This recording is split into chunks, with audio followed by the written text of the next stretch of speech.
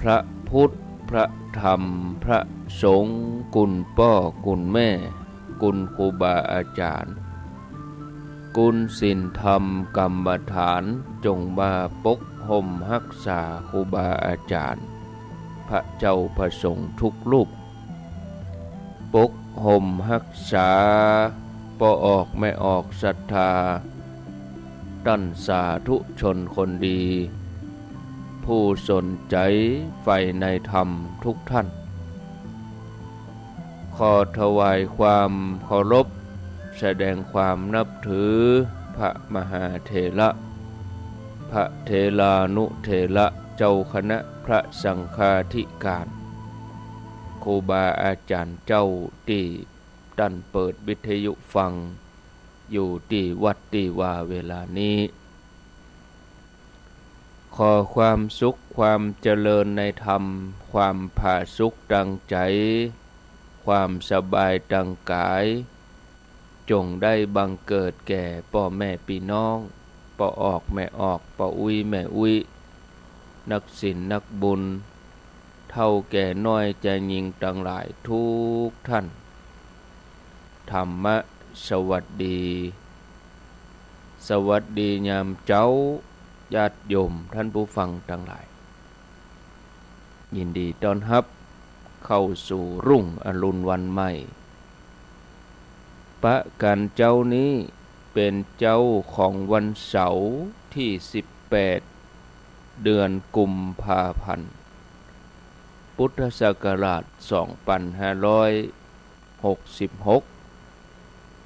วันนี้เป็นวันเดือน5เหนือ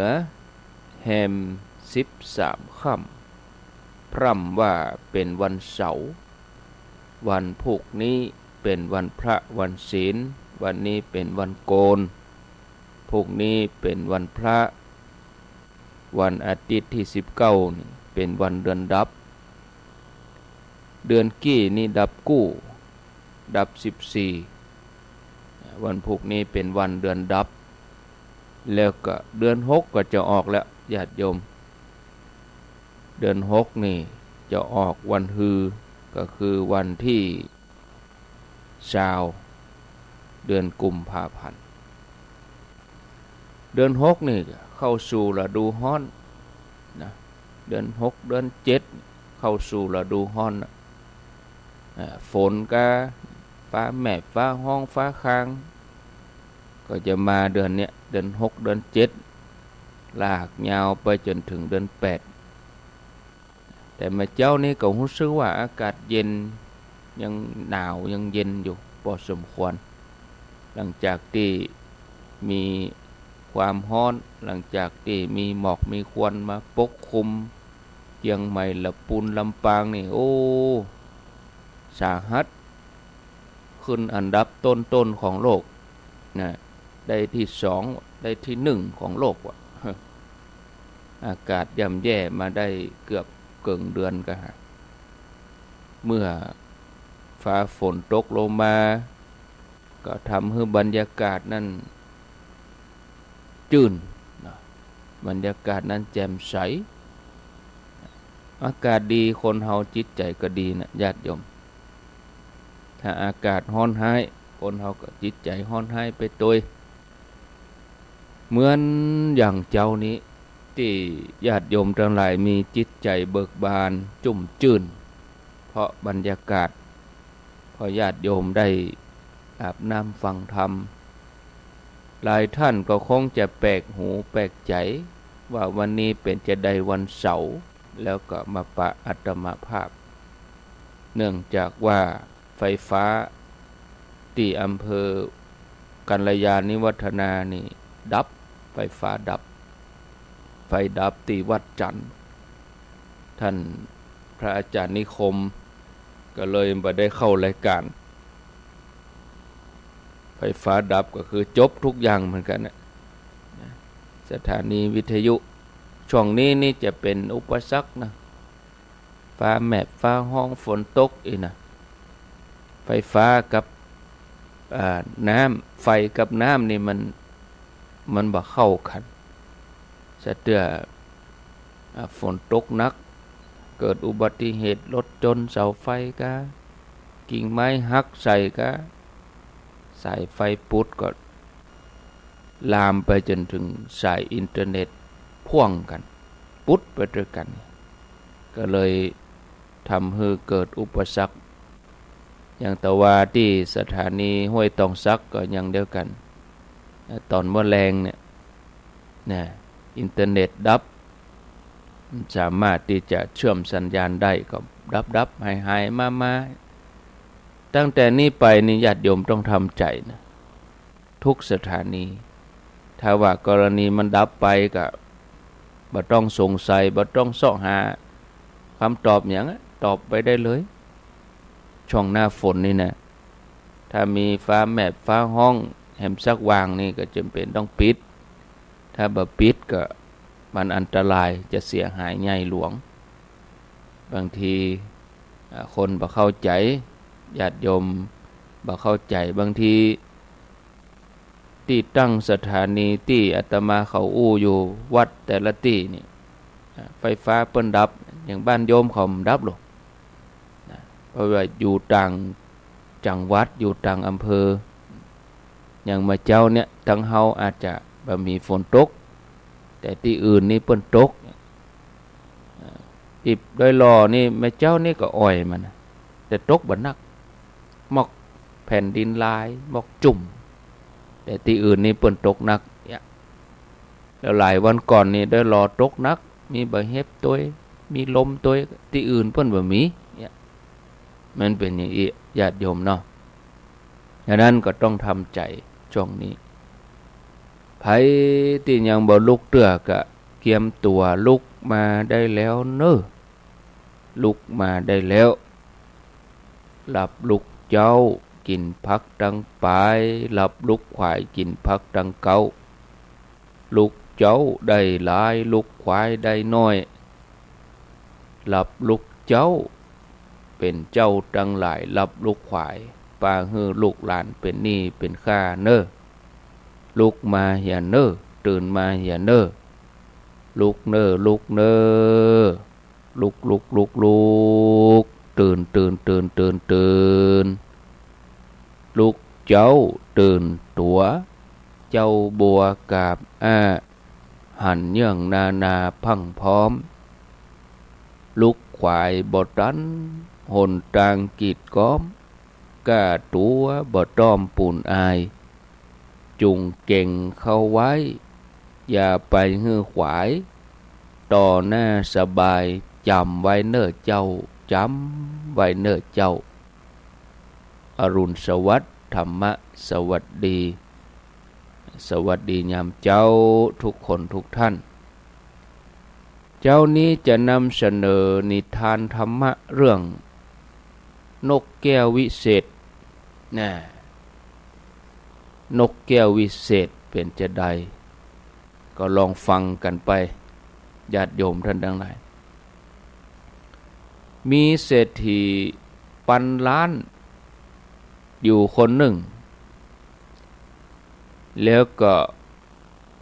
บ้านของเศรษฐีพันล้านนี่ก็อยู่ในเมืองหนึ่งชื่อว่าเมืองอัฐลิตเศรษฐีผู้นี้ถึงแม้จะมีความร่ำรวยมหาศาลจากมรดกจากบรรพบุรุษมีความร่ำรวยเพราะว่าได้รับมรดกจากบรรพบุรุษแต่เป็นคนที่บ่มีไหวพริบบ่ค่อยฉลาดเท่าใดเป็นคนที่เชื่อง่ายหูเบาแล้วก็มีโรคประจำตัว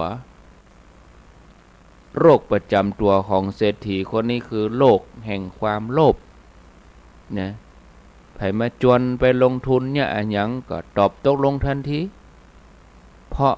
หูเบาเพราะเชื่อง่ายและความโลภนั่นเป็นโรคประจำตัวของเศรษฐีคนนี้โดยที่บ่ได้ไตร่ตรองบ่ได้พิจารณาให้รอบคอบเสียก่อนได้ยินเปิ้นจวนลงทุนนั่นจวนลงทุนนี้ก็รอเข้าใส่ญาติโยมถึงแม้บางครั้ง การลงทุนนั้นบ่สำเร็จก็เกิดว่ามันเป็นหยังเดี๋ยวมันถึงได้เฮาก็ยังมีอยู่บ่ถึงกับล่มจมบ่ถึงกับเสี่ยงไปเฮายังมีเหลือนักอยู่ก็เลยบ่คิดเสียดายอันหยังอย่างใดต่อมาก็มีกฐาชายนายหนึ่งชื่อว่านายปัญญาถ้าชื่อพ้องตรงไผก็ขออภัยกฐาชายผู้นี้เดินทางเข้ามาค้าขายในเมืองที่เศรษฐีนี่อยู่กฐาชายผู้นี้ก็รู้จักประวัติสืบหาเรียบร้อยรู้จักนิสัยของเศรษฐีคนนี้ดีว่าเป็นเศรษฐีขี้โลภเศรษฐีหูเบาเจียงง่ายกฐาชายผู้นี้ก็เลยกึศหาผลประโยชน์จากเศรษฐีที่มีความโลภเศรษฐีที่หูเบาเขาก็กฐาชายผู้นี้ก็ลงทุนไปเจ้าบ้านหลังหนึ่ง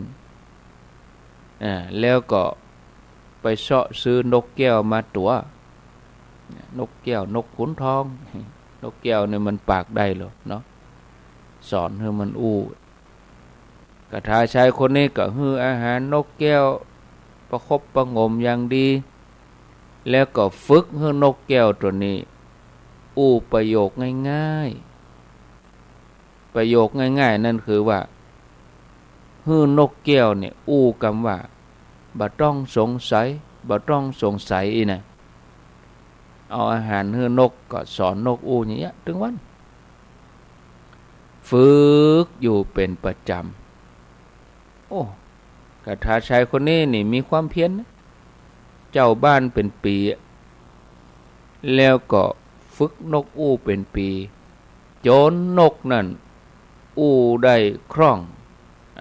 ก็รู้สึกว่าจะได้ประโยชน์จากนกตัวนี้ละแล้วก็นกตัวนี้ก็ได้ยินฝึกเนี่ยฟังเสียงก็ชัดเจนเหมือนเสียงคนไปเลยในขณะที่ฝึกนกแก้วอยู่นั้นกฐาชายคนนี้ก็ยอมลงทุนเอาทองแท่งที่ได้จากกำไรจากการค้าขายเนี่ยเอามาฝังไว้ที่หิมหัวข้างบ้านที่หน้าประตูบ้านของเศรษฐีเอาคำเอาไปฝังไว้ฮะเมินเข้านะญาติโยมรอยขุดรอยที่มันเป็นห้อยนะมันก็หายหญ้าก็ปกคลุมใจเวลาบ่เมินหญ้ามันก็ออกมันก็หุ้มหลุมที่ขุดไว้มันมีร่องรอยมีอย่างดินก็ราบเรียบมีหญ้าขึ้นบริเวณนั้นตามปกติเมื่อได้เลิกดีโจรมันจะออกบ้านมันจะทำงานมันก็มีเวลาเหมือนกันมีเวลามีเลิกของมันดาวโจรมันก็พอเดือนพอดาวเหมือนกันโจรนี่นะจะออกไปจี้ปล้นจะออกไปคดโกงไผนี่มันก็พอเลิกพอยามเหมือนกันเมื่อได้เลิกได้ยามแล้วกฐาชายคนนี้ก็ทำทีทำท่าเอานกแก้วไปเอวขายเต็มมุกาดขายด้วยราคาทอง500 แท่งเจ้าบ้านได้ยินก็ว่านายคนนี้ถ้าจะเป็นผีบ้านกที่ไหนจะมีราคาถึง500ทองแท่ง500 แท่งมันไปมีที่ไหนเจ้าบ้านก็ว่าเขาเป็นผีบ้าเขาก็ว่านกของเขาเนี่ยได้คนก็บ่เชื่อแต่ก็เดินตัวเขาเป็นหมู่นะเดินตัวกฐาชายคนนี้เป็นหมู่ใครฮู้ว่าไผจะเป็นคนซื้อนกไผจะโง่ขนาดนั้นซื้อนกโดยทองคำแท่ง500 แท่งมีไผซื้อก็กฐาชายคนนี้ก็ซอเอานกเล่ขายไปเตียวไปไปถึงหน้าบ้านของเศรษฐีขี้โลภนี่ ก็เลยเอิ้นห้องเรียกร้องให้เศรษฐีมาซื้อนกเนี่ยเศรษฐีก็ออกไปที่หน้าบ้านที่ปากประตูหัวนะก็หันกระทาชายคนเนี้ยนะใจแขนเป็นก้อนนกคือว่าเพื่อนกมาจับที่แขนเนี่ยนะเอาแขนนี่เป็นก้อนนกโดยที่มีคนนักมาเตียวด้วยก้นมามุงล้อมเขาเศรษฐีก็ถามว่าเอาอย่างมาเอานกมาขายครับเศรษฐีก็ว่าแล้วนกแก้วของคุณเนี่ยดีจะใดเนี่ยอย่างถึงมาฮื้อฉันซื้อคาถาชายคนนี้ก็คุยโวโอ้อวดเรียกน้ำย่อยนะโยนหินถามทางไปก่อนนกแก้วของผมนี่อู้ภาษาคนได้ครับแล้วก็สามารถจี้ขุมทรัพย์ได้ถ้าบ่เชื่อก็จะพิสูจน์ให้ป้อเศรษฐีพอนะท่านลองถามนกก็ว่าแต่ก็มันอู้แต่ก็เศรษฐีก็เลยลองถามนกแก้วเนี่ยบอกว่าเจ้าอู้ได้แต่ก็นกแก้วกองถามนกแก้วก็ตอบกะไม่ต้องสงสัยบ่ต้องสงสัยบ่ต้องสงสัยเนี่ยนกแก้วอู้ทำให้เศรษฐีแล้วก็คนที่ยืนพอยืนมุงนะตื่นเต้นฮือฮากันบ่โทนกอู้ได้แต่รู้เนี่ยกระทาชายเจ้าของนกแก้วเนี่ยก็บอกให้เศรษฐีว่านี่นกของผมนี่ใจธรรมดาเนอะเศรษฐีนอกจากอู้ได้แล้วก็ยังสามารถจี้ขุมทรัพย์ได้แถมตัวเศรษฐีแล้วก็คนก็ที่มาหั่นกับบ่ใครเชื่อตัวได้เนี่ยก็เลยทำทีทำท่าเปี่ยไม้เศษไม้แห้งกิ่งไม้แห้งมาแล้วเอามาเขี่ยเอามาจี้ตีจุดที่ฝังทองไว้ตัวเก่ามาฝังไว้ก่อนนั่นแล้วเนาะเศรษฐีก็บ่ฮู้มันก็เอาเศษไม้เอากิ่งไม้แห้งมาเขี่ยแล้วก็บอกว่าเนี่ยที่เนี่ยมีทองเศรษฐีมีทองฝังอยู่นี่แล้วก็ถามนกถามว่าตัดนี้มีทองฝังแม่นก็นกแก้วก็ตอบว่าบ่ต้องสงสัยบ่ต้องสงสัยเห็นเหรอ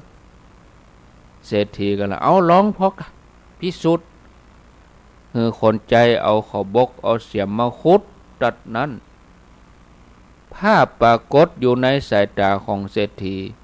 แล้วก็คนทั้งหลายก็คือทองมีที่หั่นแต่ปดโทกำนั้นนะญาติโยมทั้งหลายตอมแห่งความโลภมันลุกประกายขึ้นมาในใจเศรษฐีเลยปดโทโอ้อันนี้โอ้ทองอยู่บ้านเฮานี่เต๊ะเฮาบ่ฮู้เลยนี่ทำให้เศรษฐีเนี่ยประทดตาลุกมันเลยแล้วคนทั้งหลายก็ตื่นตากันไปเนี่ยเศรษฐีก็เนี่ยได้ประเด็นนี้ความโลภครอบงำก็เลยถามล่ะแล้วจะขายนกตัวนี้ตัวใดนั่นล่ะเริ่มเข้าแผนเริ่มเข้าล็อกถ้าเป็นประเดี๋ยวเปิ้นว่าแก๊งตกทองนะแก๊งตกทองเมื่อก่อนมีนัก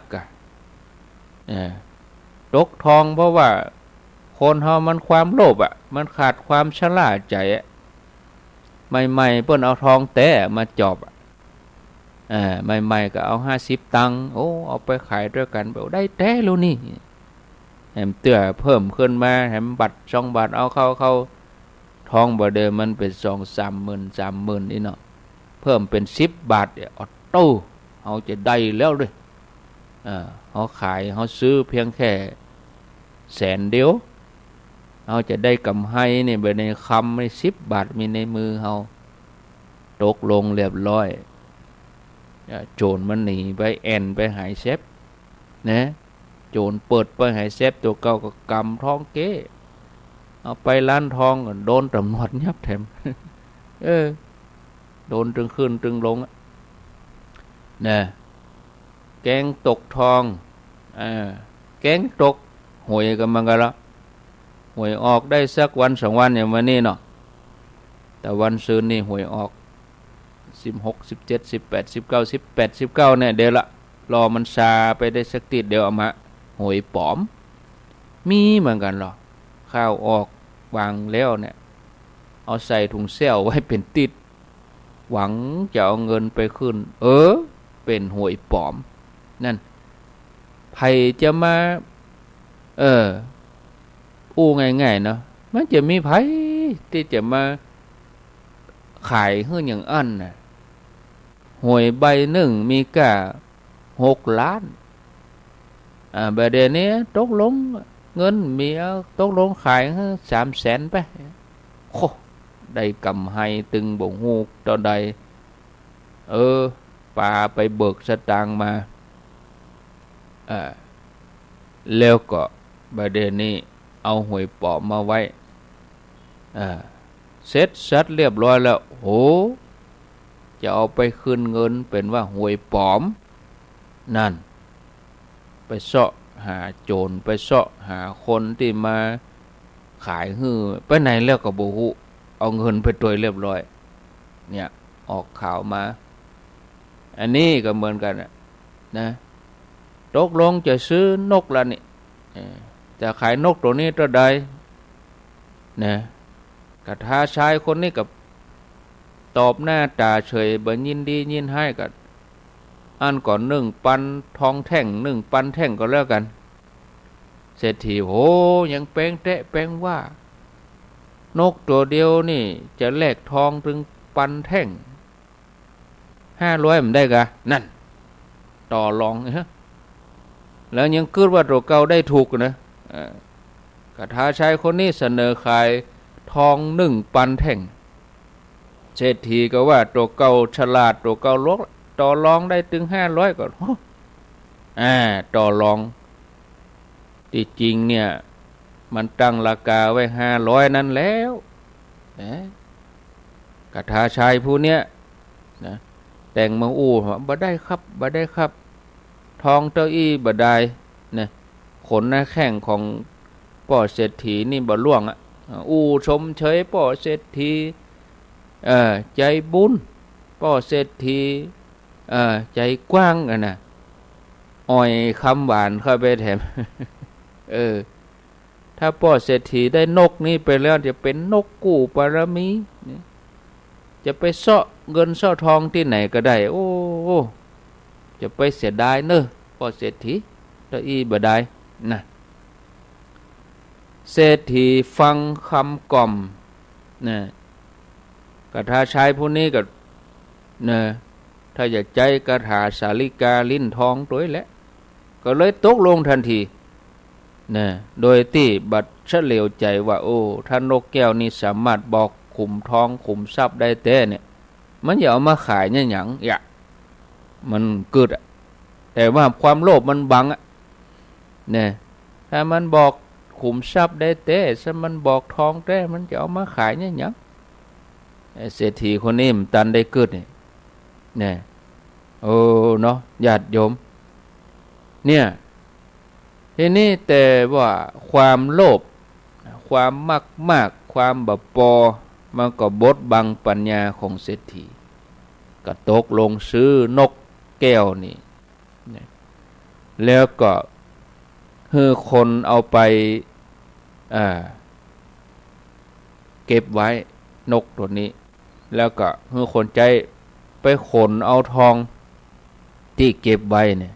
มามอบให้กับกฐาชายผู้นี้นะกฐาชายคนนี้ก็บัดเดี๋ยวนี้ได้ทองมาแล้วก็จ้างคนแบกทองนะแล้วก็พากันออกนอกเมืองไปเลยเนี่ยออกนอกเมืองไปทันทีก่อนที่เศรษฐีจะหูตั๋ว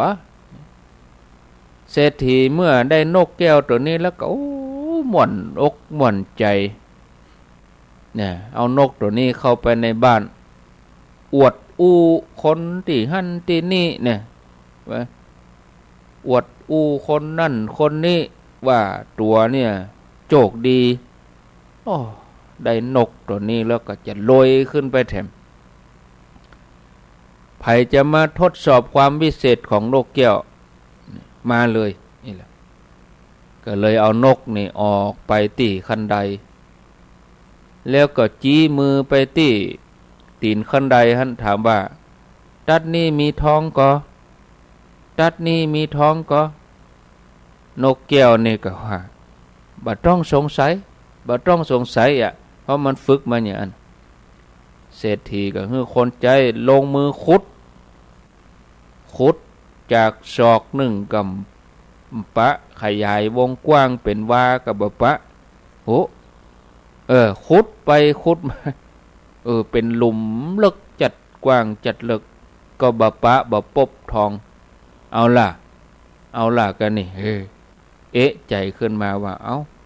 ไปโดนเขาหลอกเช่นแล้วกะเนี่ยก็เลยถามนกแก้วว่าด้านนี้มันบ่มีทองแม่นก็นกแก้วก็ว่าบ่ต้องสงสัยตอบประโยคเดิมเศรษฐีก็ถามแถมแล้วฉันโดนหลอกแล้วฉันโดนต้มแม่นก็นกแก้วก็ตอบว่าไม่ต้องสงสัย โดนหลอกบ่ต้องสงสัยโดนหลอกแน่นอนกำนั้นเป่งเลยเป็นลมแทบล้มเลยโคตรก็โคตรบ่ได้ญาติโยมจะโคตรนกแก้วก็มันก่อมใจตี้เพราะมันเป็นสัตว์มันอู้ได้ประโยคเดียวคือว่าบ่ต้องสงสัยจะไปเสาะหาเจ้าของนกแก้วที่จะทวงเอาทองคืนก็ไปทวงที่ไหนไปเสาะที่ไหนจะชำระแค้นหายเจ็บหายปวดก็อับอายเจ้าบ้านกลัวเปิ้นจะหัวเราะเยาะเย้ยดูถูกว่าตัวเองโง่ตัวเองถูกหลอกจำเป็นต้องดักอยู่หั่นน่ะเนี่ยเงียบไปเลยปล่อยไปเลยตามเลยแม้จะเสียดายทองถึงเป็นเท่าใดเท่าดีเนี่ยให้อยู่คนเดียวให้ห้องอยู่คนเดียวนั่นได้เล่ามาถึงตอนนี้เรื่องนี้ก็สื่อเป็นคติสอนใจว่าจะได้ดังนี้สื่อได้คติสอนใจว่าคนเฮาบอกว่าจะเป็นคนจนด้อยปัญญาหรือว่าเป็นคนฉลาดถ้าหากถูกความโลภความอยากได้เข้ามาบดบังความคิดเสียแล้วจะกลายเป็นคนหูเบากลายเป็นคนเชื่องง่ายหลงงมงายลงกันไปตามโฆษณาประชาสัมพันธ์ลงไปตามกำหวานกามหวานล้อมหลงไปกำตามท่าทีตามการแต่งตัวว่าแต่งตัวก็ดูดีรู้มันก็ดูดีรู้มันก็มีอย่างรู้มันก็น่าไว้ใจรู้อย่างนี้เป็นต้นเมื่อหลงเข้าไปแล้วก็เกิดความเชื่อสนิทสนมปาความซื่อตัวนั้นน่ะบ่ได้ไตรตรองบ่ได้พิจารณารอบคอบเนี่ยที่ได้ฟังได้หันมีความจริงแล้วก็ความเป็นไปเท่าใดกลัวจะหู้ตัวก็เสียหู้เสียท่าหากเฉลียวใจหากกึดเปิ้นฮ้องว่าฉุกคิดยับยั้งเปิ้นถึงว่าเหรอยับยั้งชั่งใจบางทีเฮาบ่ยับยั้งชั่งใจเฮาบ่จั่งไว้เห็นหน่อยยับยั้งไว้นะบางทีนี่ความอยากความโลภมันครอบงำเนี่ยในที่สุดก็เอาตัวบ่รอดนะถูกต้มก็นึกว่าตัวเองจะฉลาดที่ไหนได้เนี่ยญาติโยมแต่สำหรับคนที่ถูกความโลภเข้าครอบงำจนถึงหน้ามืดตามัวนี่ต่อให้เอาจ้างมาชุดนี่มันก็ชุดบ่อยู่นะมันก็เตลิดเปิดเปิงให้เขาหลอกไปติ๊กๆให้เปิ้น ต้มตุนจนเปื่อยน่ะญาติโยมก็ถ้าว่ามันเป็นอย่างนี้แล้วเขาก็ต้องคิดว่าเป็นเวรเป็นกรรมคิดอย่างอื่นก็ได้คิดว่าคงจะเป็นเวรเป็นกรรมไปอย่างนั้นญาติโยมท่านทั้งหลายอันนี้ได้เล่าเรื่องนกแก้ววิเศษญาติโยมเขาทั้งหลายได้ฟังนะพอเวลาแล้วบัดเดี๋ยวนี้ก็ตีห้ากับ40 นาทีก็หันว่าพอดีกับเวลาคำเดียวก็ฟังท่านมหาสมชาตินันทธรรมิโกเจ้าวาดวัดหนองยาวอำเภอเวียงป่าเป้าจังหวัดเชียงรายต่อเปิ่นเข้ารายการทุกวันเสาร์นี่ท่านมหาสมชาติ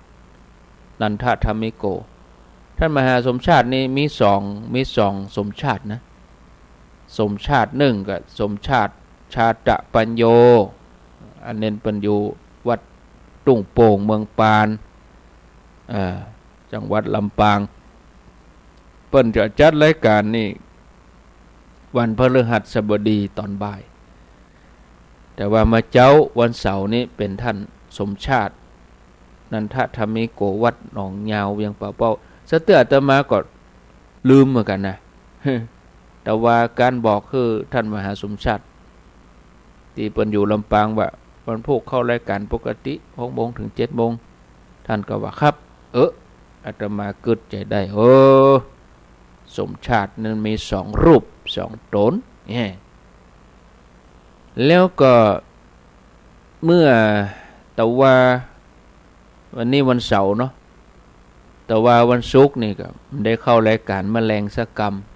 ต้องขออภัยมีภารกิจแต่ว่านี่จะมาเข้ารายการกับบัดตันบางท่านก็ถามบางท่านนี่ก่อนเวลาสักครึ่งชั่วโมงกับ10 นาทีถามท่านจะเข้ารายการก็วันนี้มีก็รายการไผออกก็ฟังหมดละกะเนอะ อาตมาสะเทือก็บ่จ้างตอบถ้าเขาไปตอบว่าเข้ากะแล้วเขาไม่ได้เข้าอันพระครูท่านอาจารย์ยังมาจุกันนี่บอกว่าได้เข้ารายการแล้วยังมันได้ยินไม่ไปเสียงตนอื่นไปเสียก็บ่ได้เหมาะถ้าบอกว่าบ่ได้เข้ารายการเสียได้มาตันเนี่ยมาตันจับมาแหมโหไหนว่ามันได้เข้ารายการเสียงออกอยู่นี่อยู่มะก็เริ่มตอบไปเนี่ยเอาเป็นว่าตึงเวลาก็ตึงมีเสียงให้ได้ยินนี่ก็แล้วกันนะอาจจะเป็นเทพธรรมะพ่องอาจจะเป็นพระรูปอื่นครูบาอาจารย์ท่านอื่นพ่องอีกก็มีแต่ถ้าติดภารกิจอันใดจำเป็นแต่ก็อย่างที่บอกนะอินดูศรัทธาญาติโยมขอเปิ้นรอฟังแล้วแถมอย่างนึงก็แต่ละสถานีเปิ้นอุตส่าห์ถวายเวลาฮื้อเนี่ยญาติโยมทั้งหลายกลัวเปิ้นจะฮื้อเวลานี้ได้นะกลัวจะมาลงตัวอย่างเหมาะเจาะอย่างพอดีนะมันไม่ใช่ของง่ายนะญาติโยมเขาก็ฟังกันนักลอยตัวนะก่อนที่จะเปิดสายนี่กับจาประชาสัมพันธ์งานบุญงานประเพณีงานพระราชทานเพลิงศพการงานปล่อยหลวงอย่างการนี่ข่าวต่างๆก็ฟังตุลุงยองปุ่นเปิ่นตึงออกคือฟังข่าวที่บะหมีก็เดี๋ยวก็จะแจ้งให้ท่านทราบท่านชัยวัฒน์นะคะเสโนแต่ที่อาตมาจะแจ้งนี่ก็เฉพาะส่วนที่จะประชาสัมพันธ์ในส่วนที่ยังขาดไปที่ท่านชัยวัฒน์ที่ตุลุงยองเปิ้นยังไม่ได้ประชาสัมพันธ์เตื้อนะสะเตื้อก็ลืมเหมือนกันแต่เปิ้นฝากกลางตางเนี่ยฝากประกาศให้กำเนิดเพื่อมาถึงวัดเราไปทำกิจกรรมอย่างอื่นลืมไปถ้าแบบมีใบอย่างนะสะเตื้อก็เขียนไว้แต่ถ้าว่าเปิ้นมีใบมีกุศลใบรายการกำหนดการเปิ้นเอายื่นฮื้ออย่างอันอย่างแขวนน้อยมาถึงวัดเราก็เอามาแม็กมันหนีบมันเน็บไว้ซ้อนๆกันนี่แต่ถ้าเปิ้นฝากบอกบางทีก็ลืมบางทีเปิ้นพิมพ์ข้อความมาก็แทบจะบ่ได้อ่านก็มี อย่างนี้เป็นต้นก็ต้องขอสุมาอภัยครูบาอาจารย์เจ้าก็ดีที่พระสงฆ์บนฝากข่าวหรือญาติโยมเขาขออภัยที่บางทีบางท่านเปิ้นฝากนะญาติโยมต่อไปนี่ก็จะมาอุจาประชาสัมพันธ์ให้ญาติโยมทั้งหลายได้รับทราบถึงข่าวสารงานบุญงานกุศลเดือนนี้เดือนกุมภาเนาะเดือนหน้านี่เดือนมีนาก็มีหลายงานนะญาติโยมท่านทั้งหลายหลายงานตั้งลีปุ่นก็มีหลายงานตั้งแม่แจ่มเอาตั้งลีปุ่นก่อนนะเนาะงานสำคัญประจำปีอันนั้นก็งานเปลี่ยนผ้าครูบาขาวปีที่เมืองลีงานทำบุญนะญาติโยมครบรอบมรณภาพ46ปีครูบาอภิชัยขาวปีนะวัดพระพุทธบาทผาหนามวันที่2-3 มีนาคม2566ที่วัดพระพุทธบาทผาหนามเนอะครูบาอภิชัยขาวปีงานครบรอบของการมรณภาพเนี่ยก็ญาติโยมว่างเว้นก็ขอเจริญพรได้นะแล้วก็วันที่4มีนานี่ก็ขอเชิญชวนร่วมกันไปทอดผ้าป่าทำบุญสร้างเมนที่วัดเหล่าปัตตานเมนก็สร้างให้เจ้าบ้าน2บ้านสันเกียงกับแม่ปานโอ้พออันรายการสถานีที่เมืองแม่แจ่มก็ดับไป2 วันก็อุปกรณ์ขัดข้องแล้วก็แม่เจ้านี่จะดังก็ยังหมูเพราะว่าเช็คไปนี่สัญญาณก็ยังแดงปะลึงอยู่มันได้งี้เนาะอุปสรรคมีแหมแล้วไอ้นะสถานีที่แม่แจ่มดักปิ้งมันได้ยินประชาสัมพันธ์ญาติโยมเขาเนาะแล้วก็รายละเอียดนั่นก็อาตมาก็จะมาอู้ให้ฟังในโอกาสต่อไปอันนี้กับประชาสัมพันธ์คร่าวๆที่วัดเหล่าปัตตานใครจะไปร่วมก็ขอเจริญพรนอกจากจะไปตอดพระป่าสร้างเมนแล้วก็ปุ่นเราจะไปห่วมทำบุญกับจ้างทำบุญกับคนเขาก็ทำมาตลอดทำบุญกับวัดเขาก็ทำบุญมาตลอดนี่นะอันนี้ทำบุญกับสัตว์ทำบุญกับจ้างของอาจารย์คาเซโอ้พระคุณเจ้าเปิ้นดูแลจ้างหลาย10 เชือกหลาย10 ตัวจ้างบางตัวก็แก่เท่าเจ้าบ้านเปิ้นปลดระวางแล้วจะไปไว้ที่ไหนมันก็ลำบากอินดูมันก็มาฝากพระคุณเจ้าเลี้ยงไว้เขาก็จะรวดไปนะวันที่4นะ4 มีนาทำบุญกับจ้างเป็นกะอาหารจ้างเคยไว้ไว้ม้นแล้วญาติโยมใครสนใจก็ไปนะญาติโยมเนอะวันที่4 มีนาแล้วก็ต่อไป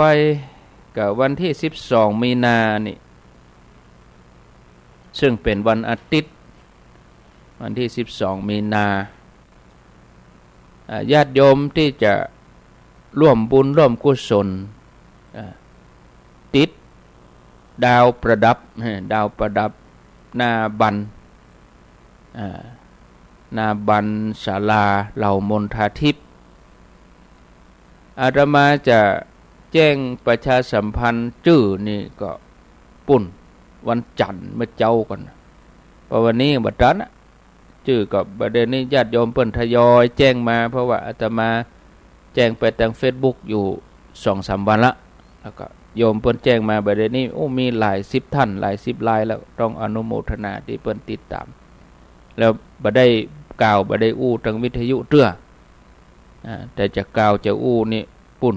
วันจันทร์ที่20เพราะว่าวันจันทร์ที่20นี่มีรายการตี 5 ถึง 6 โมง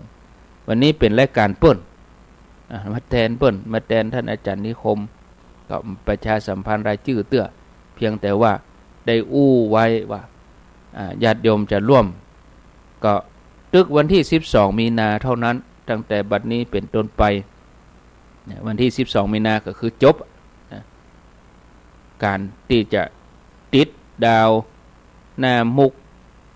ประดับหน้ามุกที่ศาลาเหล่ามนทาทิพย์ดาวนี้ก็เป็นไม้สักทองไม้สักทองแกะสลักแล้วก็ติดแก้วกระจกแล้วก็ติดทองด้วยดวงละ500 บาทดาวนี่นะเหมือนที่ไปติดที่อันสันต่อปุ่นสันต่อนี่เพิ่นติดหน้ามุกเดียวแต่ว่าเหล่ามนทาทิพย์นี่มี3ด้านเลย3ด้านนี่ใจอยู่125ดวงก็รับตามจำนวนนะคือ125ท่านแต่ว่าบางทีบางท่านบางคนเพิ่นรับ2ดวงก็มีเขาก็เอาระวังจำนวนคนกับจำนวนดาวแต่ละดวงนี่อาจจะดาวถึงก่อนนี่นะถึงดวงดาวก่อนจำนวนคนก็อาจจะประมาณสัก100 ปลายน้อยๆแต่บางคนเพิ่นรับ2ดวงครอบครัวเพิ่นพ่องยะก็เชิญชวนเด้อญาติโยมทั้งหลายแล้วเราไปตานกันวันที่12มีนานะสิ้นเดือนนี้อาตมาจะเอามาติดละก็สิ้นเดือนนี้ก็ข้างกี่วันเนี่ยประเด็นนี้เดือนกุมภานี่มีอยู่28วันแหม10วันนะเป็นแหม10วันนี่จะเอามาติดแล้วเนอะที่ศาลาเหล่ามนทาทิพย์แหม10วันเอามาติดละแล้วก็วันที่12มาพอมาตานด้วยกัน12มีนา12มีนานะก็นอกจากจะมาตานดาวแล้วเขาก็มาตานเต้นพระเนาะมาร่วมบุญด้วยกันเต้นพระนั่นก็โดยครอบครัวของคุณแม่กันดาศรีเนตรพร้อมครอบครัวและญาติมิตรเปิ่นตั้งเจตนาที่จะทำบุญเต้นพระประธานเต้นพระประธานที่เหล่ามนทาทิพย์วันที่12โอ้ถ้าต่อแหมชั่วโมงนี่ถ้าจะบ่มีเสียงละญาติโยมเนาะเดี๋ยวนี้นะลู่เสียงลู่หายขนาดเอาชั่วโมงเดียวท่านเขาต่อไปติ๊กท่านจัดไปต่อเนื่องโอ้ถ้าต่อเนื่องก็บางทีไม่เจ้าเขาก็จัดมาตอนก็จัดเมื่อคืนจะได้มาจัดแถมโอ้เนาะเสียงจะบ่มีแต่คืนก็ไปงานเขาดำแต่ว่าก็ใจเสียงวันก่อนก็ใจเสียงนี่นะแล้วก็วันไหนชั่วโมง2 ชั่วโมงก็ยังแขวนนะก็เชิญชวนเด้อญาติโยมวันที่12มีนาไผสะดวกได้ก็เจริญพรถ้าสมมติว่าห้อมสะดวกมาวันที่12ก็วันที่4ถ้าไปแม่แจ่มจะมาแว่ตาลก็ได้วันที่4มีนานะเป็นวันติดเหมือนกันโอ้ไหนๆได้ไปก็ไปแว่ลวดเลย4มีนาลวดไปแม่แจ่มแล้วก็เฮาก็ไปตานคืออาหารจ้างอาหารจ้างที่ท่านคาเซแม่แจ่มปุ่นจากเราประทานไปก็ประมาณชั่วโมงเฮาก็ไปตานเราประทานแล้วฉันเพลแล้วเฮาก็ไปเลยไปทำบุญกับจ้างเนาะแล้วก็วันที่12นี่ก็9 โมงเกิงเนี่ยนะญาติโยมร่วมกันตานเต้นพระนี่ก็แปลงแล้วแต่ว่าบ่ได้ปั้นลวดลายเตื้อวันที่22นี่ช่างศาลาจะมาลงมือปั้นลายละปั้นลวดลายที่เหล่ามนทา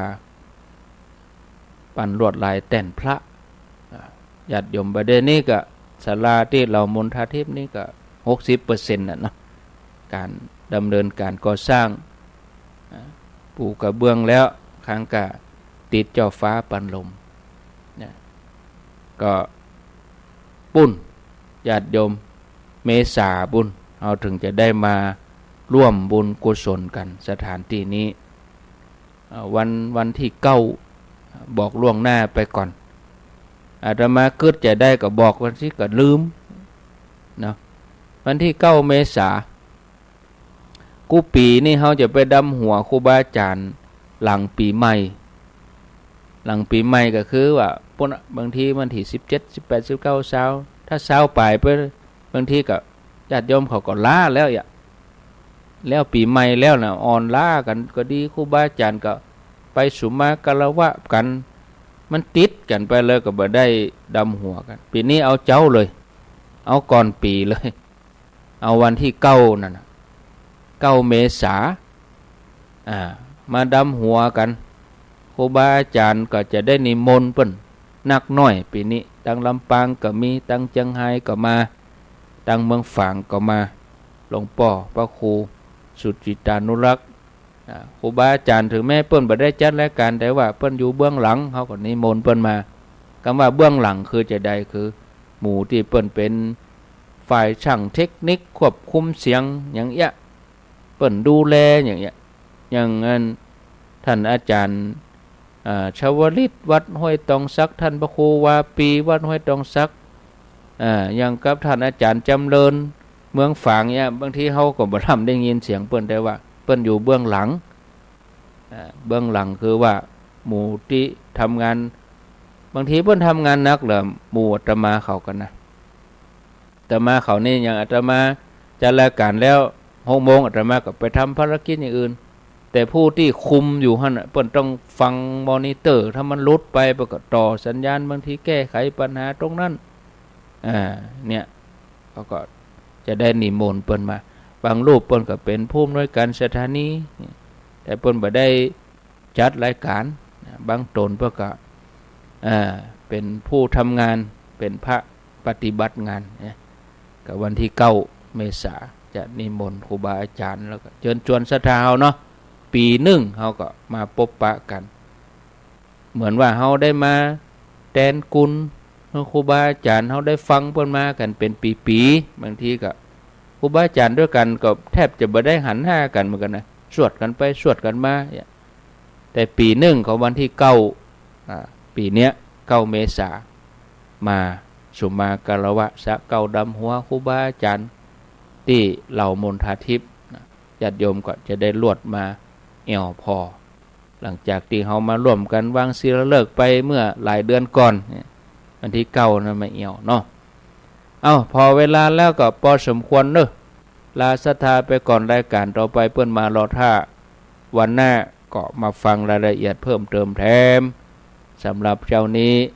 อาตมาภาพได้ได้จากไป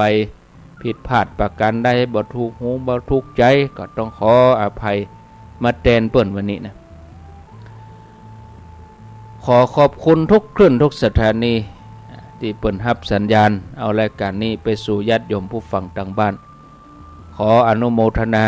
กับญาติโยมท่านสาธุชนทุกคนทุกท่านที่ได้เปิดวิทยุฟังรายการธรรมะ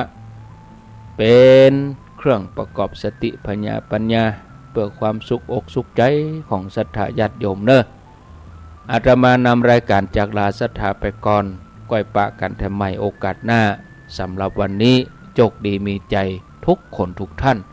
อายุวันโนสุขังพลัง